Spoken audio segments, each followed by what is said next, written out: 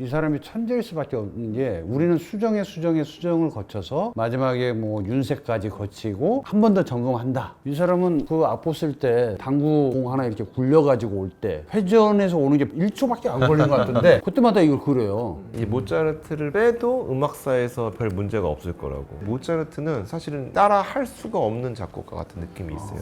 이 사람이 한 5년만 더 살았어도 음악사가 뒤집어졌겠다는 생각을 들어요. 묘비 있잖아요. 그러니까 네. 묘가 있어야 되잖아요. 묘도 없어요. 묘가 어디 있는지 모른다는 게 당대 유명한 사람 지금 다시 뭐 이렇게 찾아본다거나 뭐 이렇게 해야 되는 거 아닌가요? 안녕하세요. 영화를 보다 김경식입니다. 반갑습니다. 아티스트 복만대입니다.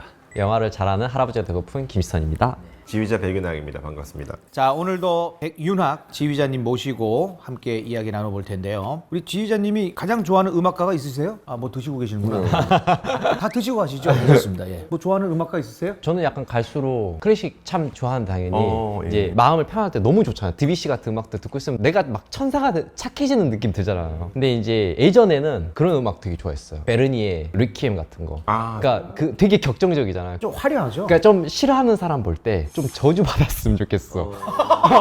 그리고 있잖아, 약간 저주 이렇게 갖다 막 때려 꽂는 막 그런 느낌을 막 받을 때가 있거든요. 그래서 그런 음악들 좀 좋아했던 것 같아요. 자, 물어봤는데 대답을 안 해. 저 모차르트 좋아하고요. 베토벤도 좋고 바흐도 좋고 사실 다 좋아요. 다들 아마 곤란한 질문 받아보셔도 저도 이 곤란한 질문 중에 하나긴 합니다. 매년 달라지실 것 같은데. 할 때마다 제가 하는 곡이 제일 좋아요, 사실. 업이시기 때문에 다 그 선배님들은 다 좋아하지. 선배님들 아니에요, 다. 그렇죠, 선배님.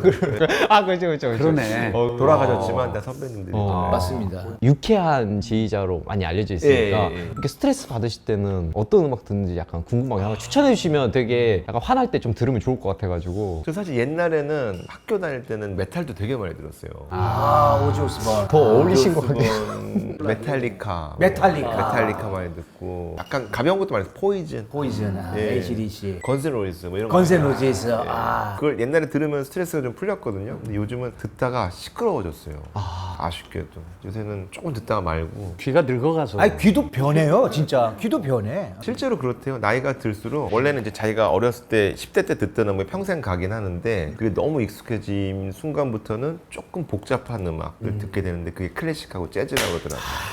나이 들어서 클래식 재즈 듣는 게 당연한 거래요. 그래서. 일부러는 아닌데 진짜로 그게 자꾸 조금 나이 들수록 잘은 모르는데 그런 게 더 좋아지고 맞아요. 재즈 좋아지고 뭐 이렇더라고요. 아직까지는 솔직히 트로트 나는 아직까지 뭐 오히려 옛날에 더 좋았던 것 같고 그럼 맞아요. 저 요즘은 공감해요. 오히려 또 말씀하신 대로 재즈나 클래식이 편하네요. 보통 이제 우리 좀 스트레스 받으면은 스타벅스 매장 음악 해가지고 그냥 계속 들으면 편안한 거 있잖아요. 근데 왜 그런 음악이 사람을 좀 편안하게 해주면서 실제 매장에 가면 그 음악 잘 안 들리는 것 같거든요. 백색 소음처럼. 근데 유튜브에서 늘 틀어주는 음악이니까 좀 편안하게 느껴지는 이유가 뭐예요? 그게 적당히 템포도 빠르지 않고 비트도 빠르지 않고 이렇게 소리도 고음도 좀 덜 나오고 고만고만한 음악이 자극 없이 들어가니까 어느 정도 듣다 보면은 그냥 그거를 편하게 듣게 되는 것 같아요. 그러면서 자기 할 일에 집중할 수 있고 포커스를 할 수 있고 그렇게 이제 세팅이 돼 있는 것 같아요. 일단 템포랑 그다음에 음역대를 조금 폭넓지 않게. 그 장르가 있어요. 라운지라고.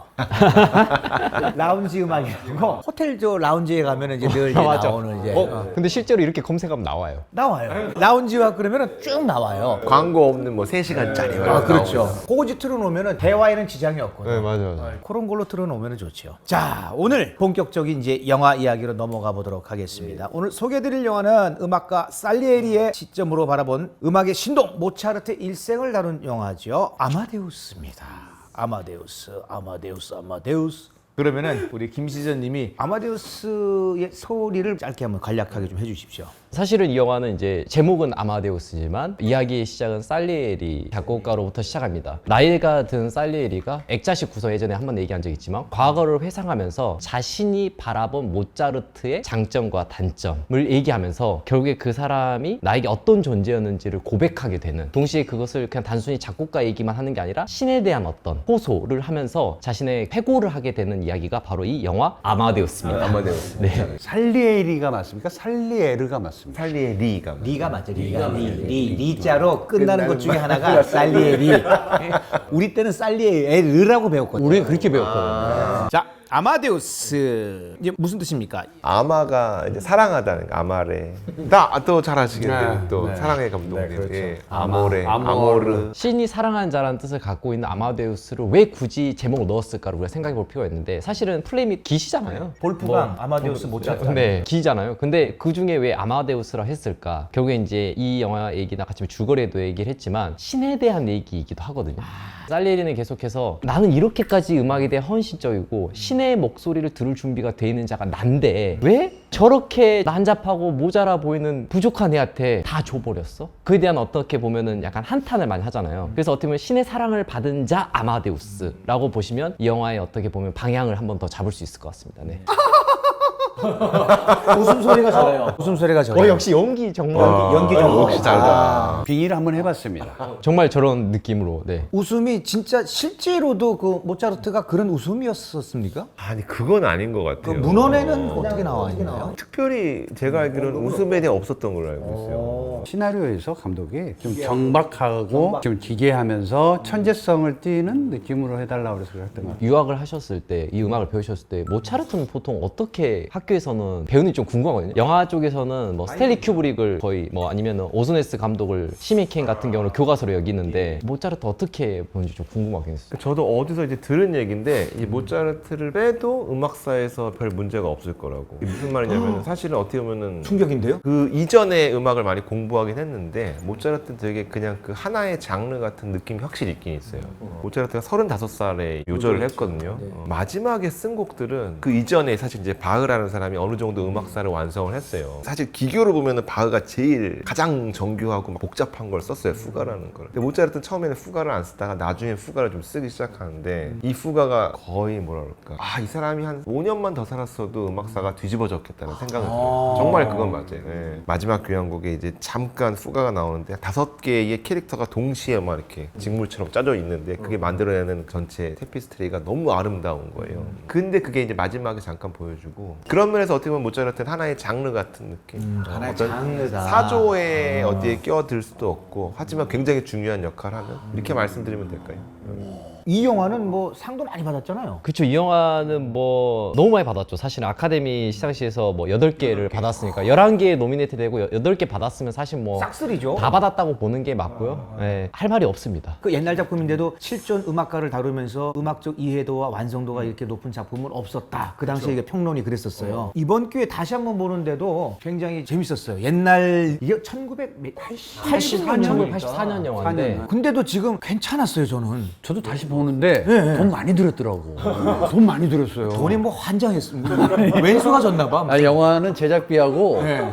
굉장히 가깝습니다. 표현할 수 있는 거를 다 표현하게 해주는 것, 그 이상으로 한번 해봐 할 때가 제일 행복하죠. 보신 건 뭐 감독판 보신 거예요? 뭐 무슨 감독판 봤습니다. 다시 볼 때는 감독판이죠? 봤습니다. 근데 그 전에 봤던 거는 생각이 안 납니다. 저도 생각 안 나요. 너무 옛날이라. 네, 근데 다시 나온 게 감독판이라고 그래서 LP도 나왔는데 못 봤어요, 그것도. 그게 이제 20분 정도의 차이가 나는데 160분에서 180분으로 지금 20분이 늘어나는 게 감독판이거든요. 어떻게 생각하면 좀 편할 것 같냐면 약간 좀 더 타이트한 게 160분이니까 아무래도 좀 약간 루즈해 보이는 또는 캐릭터를 딥하게 느끼게 하는 장면들을 보통은 빼버리죠. 왜냐면 극장에서 좀 더 편하게 보게끔. 근데 그 장면을 대표적으로 어디냐면은 살리에리가 모차르트의 아내를 능욕하는 장면이 있어요. 그쵸. 그 장면이 그 장면이 좀 기는데 그거를 뺐어요. 그쵸. 왠지 내가 젊을 때 봤을 때는 이렇게 디테일하게 나왔었나? 그럼 내가 기억을 할 텐데 되게 이게 상스러우면서도 그때 당시에는 음악 시험 보고 중간고사 시험 보고 가수 본 거 같은 느낌이었거든요. 아마데우스를. 그거 없었어, 그런 장면이. 그래서 그 극장판을 어렸을 때 볼 때 뭐가 이해가 가장 안 되냐면 아내가 이제 후반부에 보면 마지막에 남편이 죽어갈 때 옆자리를 그 살리에리가 지키고 있잖아요. 근데 살리에리를 봤을 때 어떻게 보면 내 남편이 이렇게 죽었는데 그래도 옆에 동료가 있어서 다행이다라고 얘기해야 되는데 되게 기분 나쁘게 살리에리한테 가라고 해버리거든요. 그렇지. 그래. 그러니까 그게 이해가 사실 안 되는 장면인 거죠. 악보도 그냥 탁 잠궈버리고. 예. 우리 남편이 쓴 게 아닌데요? 되게 까칠하게 네. 대하잖아요. 그러니까 그 장면이 사실은 극장판을 예전에 보신 분들은 그 부분이 이해가 안 됐을 텐데 이제 감독판을 보신 분들은 그 부분이 명확하게 이해가 되는 거예요. 나 진짜 이번에 선명하게 들어오더라. 기억하고 있는 영화인데 전혀 그죠, 인상 깊었을 장면인데. 한참 젊을 때였으니까 봤으면 딱 박제를 했지 내가. 근데 감독님 입장에서는 감독판이 더 본인 영화도 이제 감독판과 만약 극장판이 있다면은 감독판이 더 낫죠. 더 배급사나 이 제작사 쪽에서는 또 그 그걸 원하지 않을 수가 있잖아요. 저는 이제는 배급사, 투자사 마음대로 해줬으면 좋겠어요. 여기서 사랑 고백. 아 근데 그 장면을 너무 명확하게 얘기해 주셨는데 초반 이제 영화 시작할 때 이제 막 모차르트 막 부르짖으면서 시작할 때는 원래 이런 템포였구나 하고 이렇게 쭉 보는데 특히 그 부분이 능멸할 때 오늘 밤에 다시 와야 돼요. 왜요? 오세요. 그거 다 그렇게 하는 거예요. 그렇게 해야 연기 넣지 말고 하세요. 남편도 살고 그런 거예요. 그래서 보면서도 중세 때니까 뭐 그랬을 수도 있겠다 이렇게 보는데 실제 또 찾아와.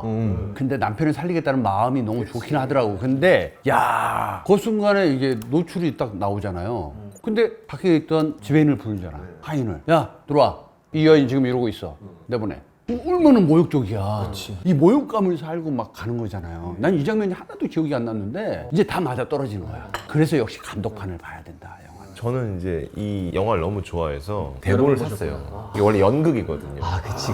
근데 미국에서는 이걸 연극을 제가 2번 봤어요. 다른 프로덕션으로. 이 장면이 나와요. 연극이 있거든요. 노출도 나오는 거. 노출 나와요. 큰 극장은 아니면 한 300~400명 정도 있었는데 아무것도 안 들려요. 지금같이. 아, 딱. 다들 그것 때문에 진짜 아무 소리도 안 내는 거예요. 저도 이 영화를 너무 좋아해서 데미안 샤젤 영화들은 사실 저한테는 음악 영화라고 느껴지지 않는다고 얘기했지만은 아마데우스는 왜 저한테는 음악 영화처럼 느껴지냐면 이 영화는 모차르트의 하이라이트 음악 뮤직비디오 같은 느낌이 많은데 이거 보고 나면은 하루 이틀 동안 모차르트 음악만 듣게 되거든요. 그렇지. 그게 영화 음악이지. 근데 이제 저는 이 영화를 보면서 가장 이해 안 되는 부분이자 이상한 부분이 바로 이 장면이에요. 이 살리에리가 되게 신사거든요. 그리고 실제로 제가 알기로는 후악 양성도 되게 잘했던, 근데 그 사람이 되게 말도 안 되는 제안을 해놓고 계속 신에게 빌거든요. 무릎 꿇고 피아노에서 막 빌어요. 왜 빌지? 그러니까 자기가 그런 제안을 해놓고 왜 신에게 오지 말라고 비는 것 같거든요. 제발 코스타체가 오지 말았으면 좋겠다를 계속 빌거든요. 그 장면이 항상 이해가 안 됐어요. 저희 영화를 보다가 보시는 분들이나 아니면 선생님들 생각도 약간 궁금하긴 했었어요. 저는 그 이제 그 전 장면이 와이프가 악보를 들고 오는데 보통은 이제 원본은 잊어버리면 답이 없으니까 찾을 수가 없어. 원본은 놓고 누가 카피를 해가지고 갖고 오는데 음악을 하나하나 정말 다양한 음악이 나와요. 그때 보통은 한 작가가 비슷한 곡을 쓰는 경우가 당연한데 너무 다른 곡들은 막 계속 음악이 흘러나오는데 이거를 얘기하잖아요. 이게 원곡이냐. 근데 원본은 사실은 막 고친 게 자국도 있을 텐데 그냥 다 써내요. 거기에서 한번 맛이 가고 이렇게 많은 곡을 이렇게 정말 훌륭한 곡을 갖고 있다. 여기에서 저는 이 사람이 한번 능욕을 이거를 어떻게든 이겨보려고 했던 게 그 여자 보고 오라고 그랬던 것 같아요. 제 생각엔 그래요. 그 울컥했던 게 나오고 그거에 대해서 계속 고민을 하는 장면이 아닌가. 그래서 마지막에서 어떻게 보면은 자기가 그러한 욕망이나 이랬던 걸 안 보여주기 위해서 바로 내보냈던 게 아닌가 이 생각도 들어요. 저는 약간 그런 생각했거든요. 약간 살리에리가 두 가지 심정이 있었던 것 같은데 하나는 그 약간 모차르트는 다 가지고 있네. 그러니까 이거 온다는 것 자체가 컴플렉스. 헌신을 할 수 있는 아내가 있다는 거잖아요. 그러니까 그 엄청난 질투심도 있었을 거고 다른 하나는 오는 순간 자기는 정말 나쁜 사람이 되잖아요. 어떻게 보면 살리에리가 타락해가는 과정인데 거기에 방아쇠를 하는 게 그 부분이었다고 생각하거든요. 사실 그 전까지는 지키려고 해요. 자신을 나름 어떤 품위를. 근데 거기서 확 맞아요. 무너지거든요. 맞아요. 그래서 약간 그런 게 아닌가 싶기도 합니다. 그 다 보시면 좋을 지키려는 것 같아요. 이유가 살리에리가 사실 당대 최고의 궁정 음악가였고 그 왕궁에서 폐하 독대하면서 서열도 높잖아요. 그렇게 하고 월급도 많았겠지, 돈도 많았겠지. 그리고 지위도 있었고 다 그랬는데 어떻게 저기 조그만 애가 하하 웃는 애가 나와가지고 너무 천재적으로 아까 그 말씀하신 대로 하니까 거기다가 젊은 아내까지 또 다 갖췄네. 그러니까 질투가 안 하고 그랬던 거죠. 근데 그럼에도 불구하고 실제적으로는 이렇게 막 질투하고 모차르트를 미워한 게 아니라 다른 사람이었다는 얘기가 있는데 그건 맞습니까? 그 이제 살리에르가 저도 여기서 알게 된 사람인데 보면 슈베르트한테 작곡도 가르쳤고 또 베토벤도 만난 적이 있고 아주 훌륭한 음악가라고 나왔네요. 그렇죠. 근데 사실은 안타까운 게 뭐냐면은 모차르트가 여러모로 볼 때 약간 중간에 있는 작곡가이긴 해요.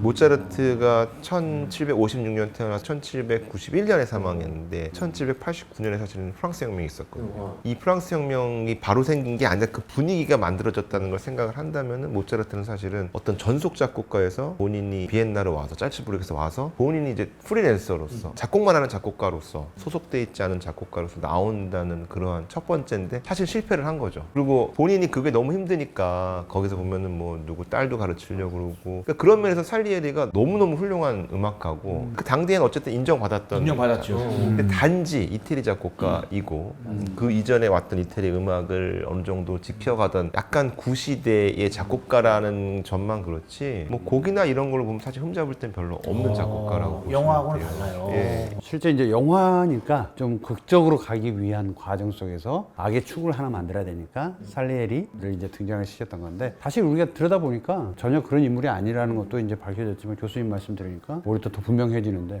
그러면서 또 이제 영화 내에 비엔나의 황제가 이걸 하나를 만드는데 독일어로 해야 되느냐 이태리어로 해야 되느냐 독일어는 안 됩니다. 표현이 좀 안 됩니다 라고 하는데 그게 진짜 맞는 얘기예요. 언어 자체가요 독일어 이제 영상 같은 거 보시면은 뭐 팍팍팍 이런 게 되게 많아요. 또 자스 예, 맞아요. 막 그리고 뭐 슈프렌즈 도이치 막 이러면서 다시 말하면 거기는 자음이 되게 많으니까 터지는 게 많아요. 근데 이태리 말은 아까도 우리 살리에른지 살리에리 말씀하셨는데 Buongiorno, 예, signorina. buongiorno, signore. 뭐, Ristorante. 예, 리스토란테, 뭐 스파게티 뭐. 그러니까 이게 얘네 말은 끝나는 게 모음으로 끝나요. 그러니까 살리에리가 되는 거예요. 살리에리. 예, 베르디, 뭐 puccini, mamma mia 뭐 이러면서 항상 끝나는 게 모음으로 끝나요. 다시 말하면 노래를 모음으로 하는 게 편하거든요. 이건 들리지가 않잖아요. 일단. 이히 리베디히. 예, 이 히잖아요. 우리는 이 히 하는데 사실은 이 히거든요. 이 흐가 그러니까 이런 면에서는 독일어보다는 이태리 말이 노래하기 훨씬 편해요. 그러니까는 모든 말이 노래할 때는 결국 이태리어화가 돼요. 그래서 뭐 이 리베디 이렇게 해야지 그 작은 공간에서 마이크 없이 할 때는 전달이 되는 거예요. 저기서 리 이렇게밖에 안 들려요. 근데 이태리 말로 노래하면 그게 잘 들리는 거예요. 첫 번째는 그거고 그동안 이렇게 워낙에 그런 것 때문에 이태리는 말이나 노래나 워낙 즐기던 사람들이고 당연히 오페라가 처음 나온 동네이기도 하고 당연히 이제 비엔나에서도 이태리 말로 오페라하는 게 당연했는데 근데 재밌게도 그 당시 황제가 약간 계몽 황제였어요. 이 사람이 독일어로 하자는 거를 강하게 밀어붙일 수 있었죠. 그 밀어붙여가지고 이렇게 된 거죠 사실은. 그 역사적 맥락이 굉장히 있어요 그건 사실은. 그 부분이 다시 보니까 언어에 대해서 깊이 생각을 안 해봤는데 그 우리나라 말도 사실은 이제 가사를 붙일 때 작사가들 얘기 들어보면은 받침이 있는 거는 이쁘게 안 들린대요. 맞아요. 모음을 길게 가야 네. 되는데 사랑해선 안 될 사랑 뭐 이렇게 돼야 되지 받침 막 들어가면은 찬란한 당신의 이게 다르잖아. 그런 면에서 신승훈 씨가 대단한 가수네요. 이 리베디를 그렇게 아름답게 부르나? 마이크를 쓰면 달라요. 마이크를 쓰면은 이 그냥 말하듯이 해도 다 전달이 되는데 가곡을 부를 때 마이크 안 쓸 땐 이 하셔야 되고요. 뭐 punk트 이렇게 해야지 저쪽에는 그러니까 트 같은 건 전달이 잘 안 되죠. 성악학 전공하는 사람들 그런 거를 많이 배워요. 아마 연극을 마이크 안 쓰고 하는 분들 보면은 대사를 굉장히 씹어서 해야 될 거예요. 그쵸. 마지막 자음도 딕션. 확실히 해야 되고 뭐 이런 식으로 그렇게 해야지 들릴 때는 우리 일반인 대화하듯이 들리니까 똑같아요 성악도. 유레카네 유레카야. 너무 이거는 전문 초보적인 얘기인데. 거예요? 아니 너무 전문 얘기인 것 같아서 제 생각에. 아니 아닌데요? 그러니까 저희가 순간 그 생각하셨을 것 같아요. 약간 그때 시대도 마이크 있었지 뭐 이렇게 생각하고 순간 했을 수도 있어요. 마이크가 없었죠. 그때는 그래서 없었으니까. 그치. 그래서 그 콜로세움 같이 이렇게 되는데 네, 공간 극장들이 구조로. 네. 구조가 이렇게 됐으니까 거기서 외치면은 전달이 잘 돼요. 거기는. 잘 돼야 되는 그런 게 되게 중요했겠네요. 근데 사실 거기까지 생각했는지는 모르겠는데 제가 볼 때는 사실 90% 정도는 워낙에 이태리 오페라 외에는 생각할 수가 없었으니까 판소리를 일본어로 한다? 일단 이거잖아요. 네, 비슷하다고 생각하죠. 이쪽이 더 맞아요. 이해가 쏙쏙 되네요. 그렇죠, 그렇지. 아, 판소리 일본어는 생각도 못했네요. 일단은 상상이 어렵죠. 어렵네요. 자, 계속해서 살리에리가 이렇게 현실적으로는 조금 이제 성격이 다르고 영화이니까 이제 질투의 화신으로 나와서 영화적인 표현의 모습이었다라고까지 지금 저희가 얘기 드렸는데요. 영화에서는 이제 살리에리가 모차르트를 죽이러 또 음모를 꾸밉니다. 실제로도 살리에리가 모차르트를 죽게 만들었다는 루머가 현재까지도 지금 나오고 있는 상황이에요. 요거 진실은 어떻습니까? 이게 본인이 나중에 치매 걸려가지고 한 말 때문에 그런 거 아닙니까? 또 치매인지는 모르겠어요. 그 당시에는. 근데 그런 말을 했다는 기록은 있는 걸로 알고 있어요. 나중에 자기가 또 부정했잖아요. 예. 근데 살아있을 때부터 그거에 대한 의혹은 되게 많았다고 얘기를 하거든요. 워낙에 또 갈등 구도 같이 보이기도 했고. 근데 제가 볼 때는 모차르트는 당시에는 공무원 음악가가 되게 되고 싶었던 사람인데 이 사람 살리에리가 볼 때는 재능은 있지만은 격이 사실은 한참 떨어지는 거예요. 예를 들면 뭐 한 국무총리랑 구급 공무원 공무원 준비하는 이 정도라니까 뭐 제가 어떤 걸 뭐 낮게 보거나 이런 건 아니지만은 이 정도로 상상하실 정도 사실 모차르트는 그 당시에는 되고 싶어 했던 역할이 살리에르라고 보시면 돼요. 그래서 영화 초반부에도 살리에르가 궁정에 음식이 좀 이렇게 있는데 디프리 장소에 이제 먼저 가 있다가 이렇게 먹죠. 먹고 있는데 모차르트 들어와 거기 또 하녀 와 그래가지고 막 뒹굴고 막 이러잖아요. 와이프 될 사람. 그죠? 그러니까 와이프 될 사람하고 이제 뒹굴면서 이제 좀 약간 음탕한 모습도 네, 좀 보이니까 맞아요. 거기서부터 격조가 떨어지는 사람이다. 뭐냐 이렇게 생각했던 부분도 있었던 거예요. 근데 실제로 모차르트가 그러한 말을 되게 즐겨 했던 건 사실이에요. 키는 작았어요, 키는 작았어요. 160 무렵이었던 걸로 알고 있고 외모는 사실은 우리가 생각하는 영화 배우나 이것보다도 훨씬 더 이렇게 그렇진 않았던 것 같고 그 영어를 처음 배우고 썼던 문장 같은 게 굉장히 제가 알기로는 좀 음탕했다는 걸로 알고 있어요. 천재네. 예. 묘비 있잖아요. 묘. 그러니까 네. 묘가 있어야 되잖아요. 묘도 없어요. 묘가 어디 있는지 모른다는 게 우리 뭐 독립투사들도 묘가 어디 있는지 지금 몰라서 헤매고 있지만 아니 그렇게 유명한 당대 유명한 사람 지금 다시 뭐 이렇게 찾아본다거나 뭐 이렇게 해야 되는 거 아닌가요? 그러니까 그 당대에 유명했다는 거를 여러 가지로 볼 수 있는데 약간 예를 들어 좀 고유재하 가수 약간 저는 이쪽에 가깝다고 보는 게 낫지 않나 싶어요. 어렸을 땐 천재는 맞아요. 워낙에 어린 아이가 나와서 뭐 이것저것 할 수 있고 작곡도 하니까. 근데 나이가 들어가면서 사실은 이런 거에 대해서는 사람들이 주목을 훨씬 안 하게 돼요. 그러니까 옛날에 유명했던 그 모차르트야 이렇게 됐었지. 이 사람이 뭔가 결과물을 내는 데 있어서는 사실은 굉장히 본인도 힘들겠죠. 예, 아주 힘들었어요. 그러니까 본인은 내가 가진 능력을 알고 있는데 남들도 이 능력을 알고 있는데 사실 그만큼 서포트가 안 됐던 거죠. 실제 사조랑은 못 따라가고 약간 아웃사이더 같은 느낌으로. 그러니까 어떻게 얘기하면 되냐면 예를 들어서 저도 이제 어디서 들은 얘기인데 저도 공감이 가는 거고 다 똑같지는 않겠지만 모차르트 이전에 누가 있었나? 물론 좀 있긴 했는데 거의 잊혀졌어요. 모차르트 때문에. 너무 모차르트가 작곡을 새끈하게 잘했고 근데 모차르트를 따라갔던 작곡가가 있을까? 베토벤은 분명히 그 이후 작곡가한테 영향을 많이 줬거든요. 바흐도 마찬가지고 근데 모차르트는 사실은 따라 할 수가 없는 작곡가 같은 느낌이 있어요. 그리고 약간 어떻게 보면은 지금으로 치면 흥행을 잘 못한 감독? 맞아요. 재능은 있었지만 맞아요. 그 시대가 이 사람을 선택하지 않았다. 그러니까 예를 들어서 저희가 예전에 피가로의 결혼에서 편지 이중창을 그 쇼싱크 탈출 때 소개를 예. 한번 했었는데 피가로의 결혼도 흥행에 실패한 걸로 제가 알고 있고 돈 조반니도 뭐 워낙 많은 영화에서 언급되죠. 뭐 클로드 샤브롤의 의식에서도 나왔던 장면인데 그 돈 조반니도 흥행에 실패했던 걸로 저는 알고 있어서 사실은 이제 지금 치면 정말 나중에 정말 봉준호 박찬욱 같은 감독이 될 거야 라고 생각했는데 재능은 있는데 대중의 선택을 못 받은 그래서 나중에는 그 대중으로부터 선택을 못 받아서 복만 되네. 그술 모차르트 내 치즈도 모차르트 치즈. 봉자는 붙여야지. 봉짜르트. 모차르트.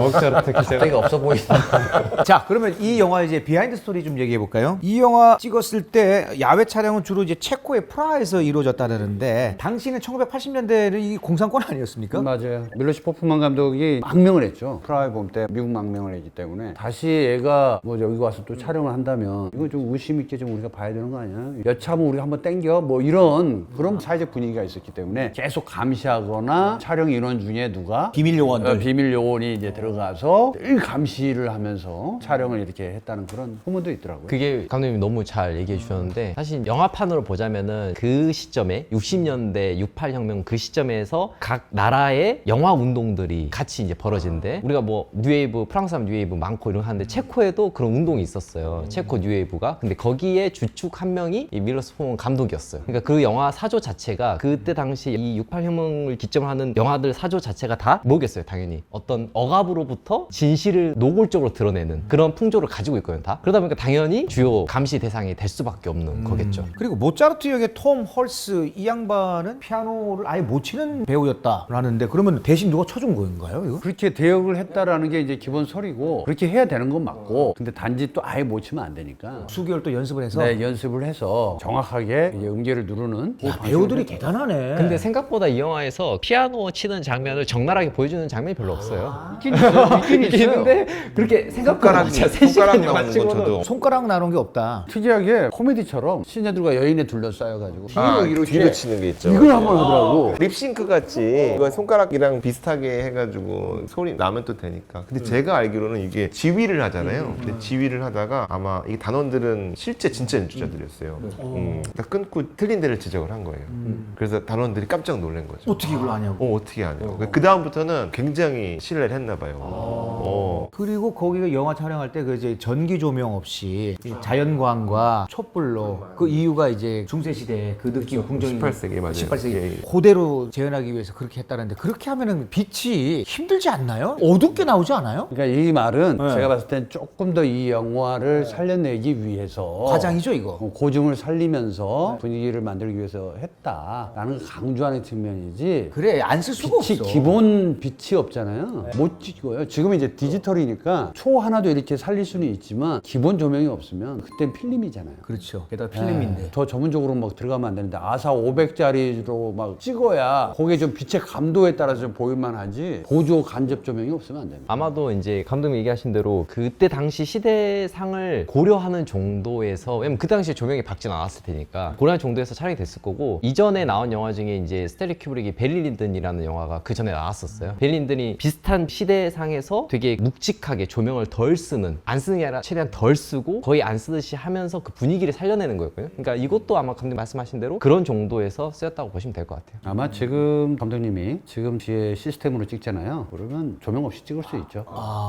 디지털로 해서 나중에 색 보정 다 하고. 자 이번에는 이제 영화의 이제 명장면이나 명대사가 있다면 뭐가 있을까요? 저는 사실은 영화를 어렸을 때 봤었거든요. 초등학교 때 봤었는데 나중에 이제 영화 본 친구들하고 얘기했을 때 가장 기억에 남는 장면이 뭐였냐면은 첫 장면에 막 문을 두드려요. 살리에리 그러면서 문 열라. 여기 맛있는 케이크 있다고. 저는 근데 그 케이크 사실 되게 기억이 많이 나요. 그 크림하고 막 그러면서 디테일까지 막 기억했는데 사실은 아니, 그건 뭐 제 농담이고. 근데 그때 문을 열고 그 음악 들릴 때가 저는 잊을 수가 없어요. 너무 무서웠고 빰빰빰빰빰빰빰빰빰 그 장면에서 그 진짜 막 피 이렇게 해가지고 막 이렇게 하는 장면. 그 장면 전 제일 기억나는 장면 중에 하나인 것 같아요. 아니 케인 얘기하니까 저도 엉뚱한 장면이 저한테는 명장면이에요. 그 모차르트가 장모님이 잔소리할 때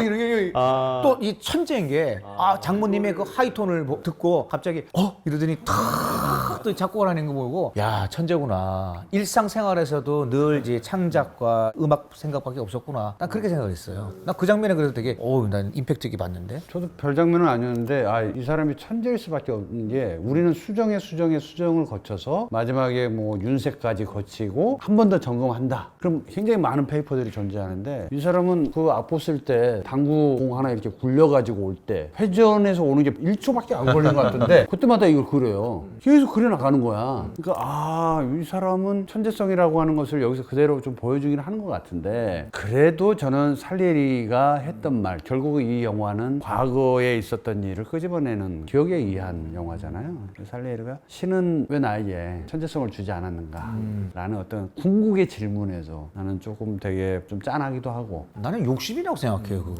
본인 지금 다 누릴 거 누리고 궁중에서 좀 서열 순위도 좀 높고 월급도 많이 받고 뭐 그러는데 그런 거 있잖아요. 있는 배경인데 내가 못 갖추는 거 없는데 저걸 누릴 수 없는 것 궁극의 차이는 있잖아요. 나도 아카데미 가고 싶다. 나도 찍을 줄 아는데.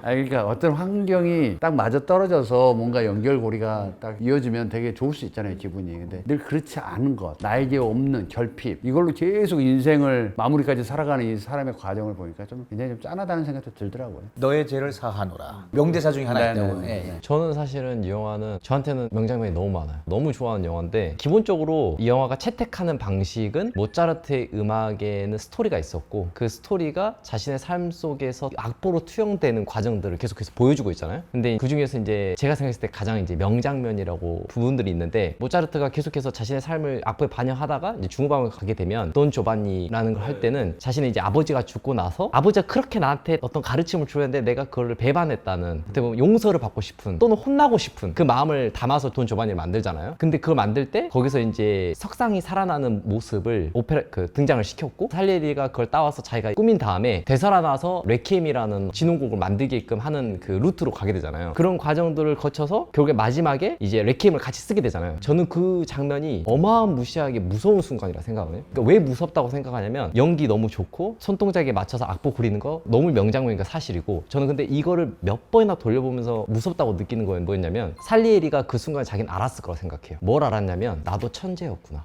그러니까 무슨 말이냐면 계속해서 살리에리는 그 말 하거든요. 왜 쟤는 천재적인 재능을 주고 나는 주지 않았어 라고 했지만 사실 이 사람한테 준 거예요. 뭘 줬냐면 천재를 알아볼 수 있는 안목을 가진 천재성을 줬단 말이에요. 그렇다면은 모차르트라는 인물을 이 살리에리가 진지하게 발굴해서 띄었다면 자신의 천재성도 부각될 수 있었다는 거죠. 근데 그걸 사실 자기가 놓치고 있었다. 그게 결국에 마지막에 드러나거든요. 그러니까 왜냐면 그 모차르트의 그 음성과 손동작을 말하는 것만으로도 이 사람이 계속 악보를 쓰잖아요. 그걸 과연 아무나 할 수 있을까?